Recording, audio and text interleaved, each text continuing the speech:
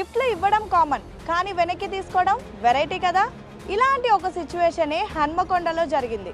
అసలు ఏం జరిగింది అనుకుంటున్నారా? అందరిలాగానే హన్మకొండలోని భీమర్దేవపల్లిలో రాజ్ కుమరయ్య అనే వ్యక్తి తనకున్నటువంటి ఆస్తిని తన కొడుకు రవికి గిఫ్ట్ డీడ్ కింద 4.12 ఎకరాలను ఇచ్చాడు. అంతే, ఆస్తి తీసుకున్నాడు, మనోడు మారిపోయాడు. తండ్రిని చూడడమే మర్చిపోయాడు. పాపం కుమరయ్య చూసేవాళ్ళు లేక చేసేవాళ్ళు లేక వెంటనే లబోదిబోమంటూ ఆర్టీఏ ఆఫీస్కి వెళ్ళాడు. తన కొడుకుకి ఇచ్చినటువంటి ఆస్తిని తిరిగి తనకిచ్చేయాలంటూ డిమాండ్ చేశాడు. కానీ పట్టించుకునే నాదుడే లేడు. వెంటనే తను ఆత్మహత్య చేసుకోవడానికి కూడా సిద్ధమయ్యాడు. ఇదంతా తెలుసుకున్నటువంటి ఆఫీసర్స్ వెంటనే రవి దగ్గరికి వెళ్లారు. ఎలా అయినా సరే తన ఆస్తిని తన తండ్రికి బదిలీ చేయాలని చెప్పారు. సీనియర్ సిటిజన్ యాక్ట్ కింద కొడుకు దగ్గర ఉన్నటువంటి ఆస్తిని తీసుకొని తండ్రికి బదిలీ చేశారు. ప్రస్తుతం ఆ పాస్బుక్ ని కూడా రాజ్ కుమరయ్యకి ఇచ్చేశారు. ప్రెసెంట్ రాజ్ కుమరయ్య ఆనందానికి అవధులు లేవనే చెప్పుకోవచ్చు. ఇదంతా చూసిన వాళ్ళు ఏమంటున్నారో తెలుసా?